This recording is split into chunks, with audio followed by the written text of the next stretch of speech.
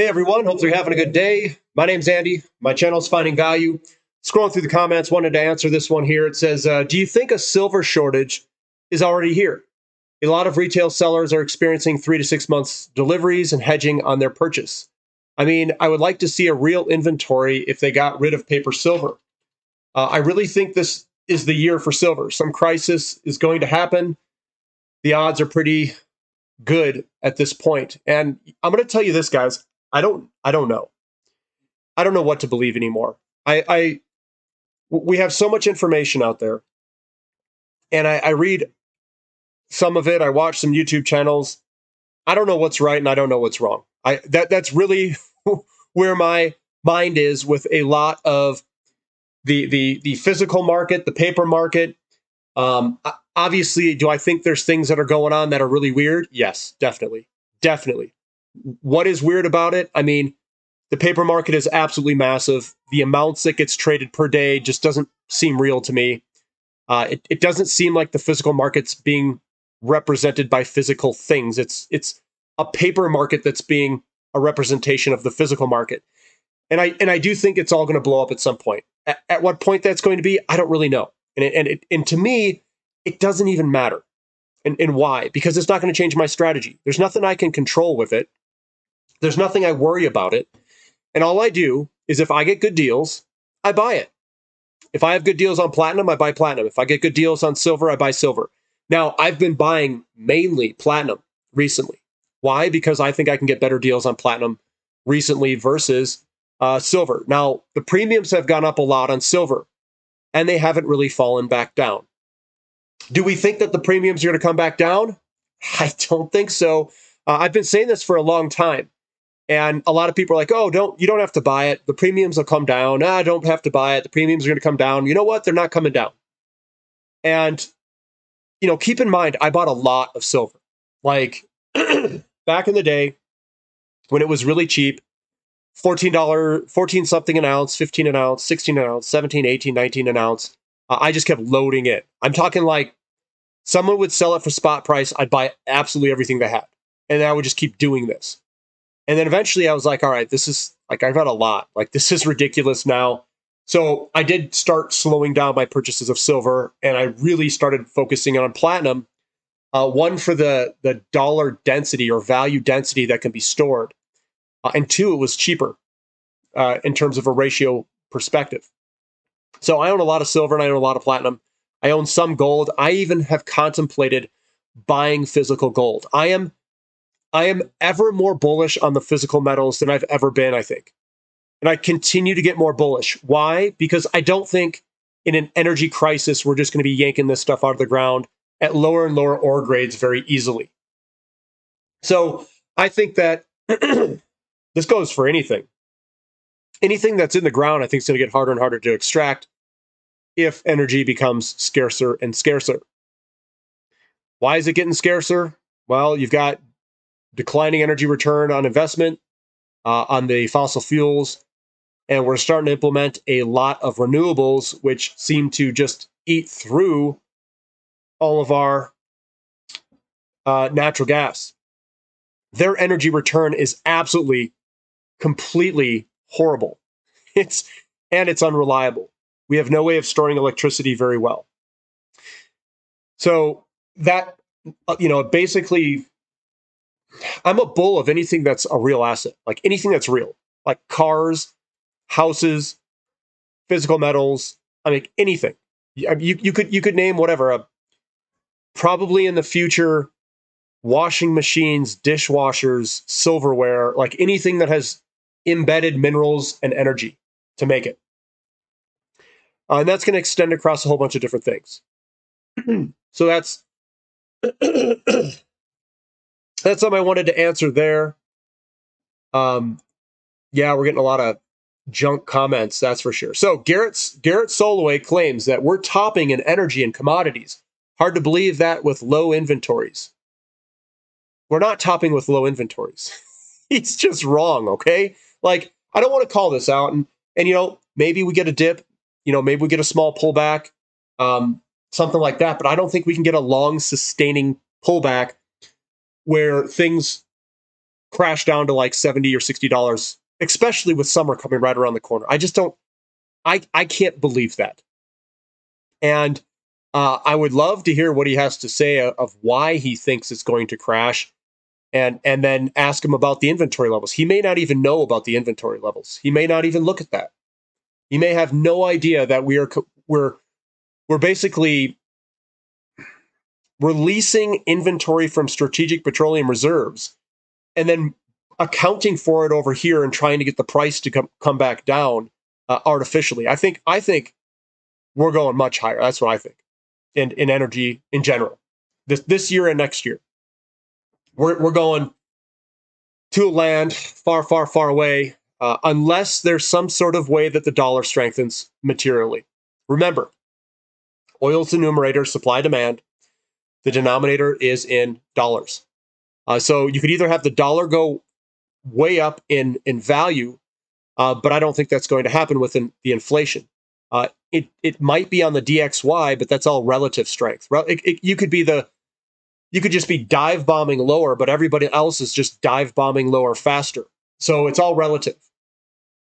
It's like they're all on the airplane, inside the airplane, walking around, but the airplane's dive bombing down, ready to crash into Earth. But everyone's like, oh, it's okay. We're all relatively, the same to each other. So yeah, I mean, just kind of like looking at all this stuff, guys, looking at a lot of your comments. The best thing you can do is to think for yourself. Think for yourself, take all the other stuff and kind of move it to the side. And you can even take what I'm saying with a grain of salt, like go research it. Go see if I'm right. Go see if someone said here, your channel is so good that I seriously consider seeing your old videos from 2020.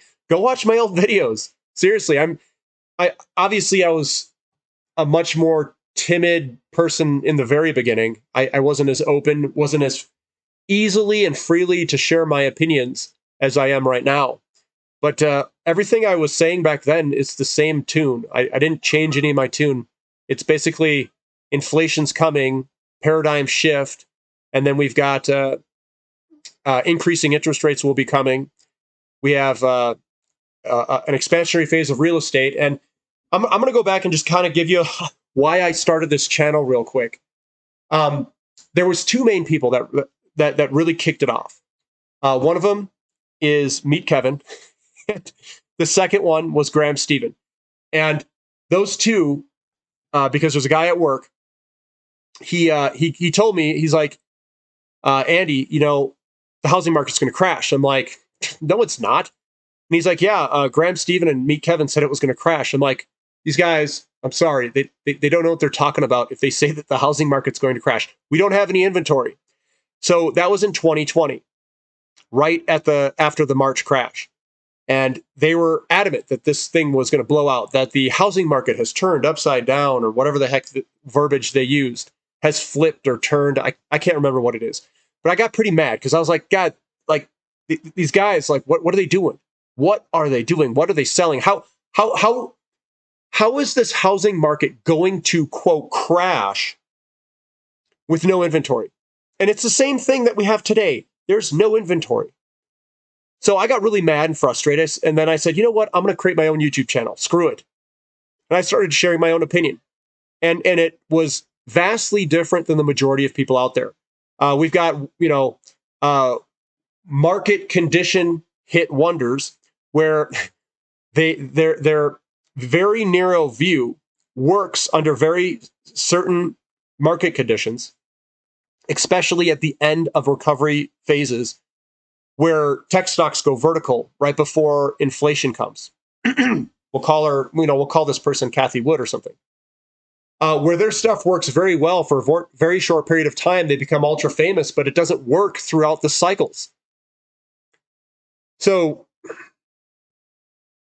I get, like, I listen to a lot of these people talk, and they give all this information, and for some reason, I don't understand how they can hold those viewpoints. I really try to understand it. But there's just these huge gaps in logic that I think they have, at least that's my opinion, of like a housing crash that's going to fall like 2008. The differences are so stark between those two Did they do any analysis between those two? We have no inventory. They had buttloads of inventory. Big difference. Now, if we were sitting on top of a bunch of inventory, I would say, yeah, it's a bubble. It is a bubble, 100%. But the problem is, it may take a year or two to get the inventory back to levels that we could even have a potential downturn. So to say that we're at a bubble and be 2 years out from it, or 3 years out from it, or 4 years out from it, you can't claim that. You have to have some sort of an accuracy within a couple of months or 6 months of it. So I'm hearing all these people, they're talking about recessions, they're talking about house crashes and all this other things. It's like, I am in the very minority, and I don't know how I am, that thinks house prices are not in a bubble yet because there's no inventory. That is the minority viewpoint. Everyone else thinks it's a bubble. And you know what? I don't know what it is, but almost all the time when everybody thinks one way, they're almost always wrong. So the one thing I want to say to most everybody is, please don't be a part of this echo group where they just echo the same stuff as everyone else. Try to be a person who stands on their own thoughts. Be a person who looks at data, analyzes it correctly, and then stands on whatever you analyzed on that data and then fight for it. And if you're wrong, then correct your thinking. Because, what I see coming, this is what I see coming. Let's go right into it. Why not, right? You guys want to hear what I have in his opinion.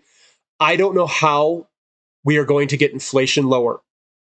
So let me change this differently. Okay. Inflation comes from two things if you're using the consumer price index as your gauge for inflation.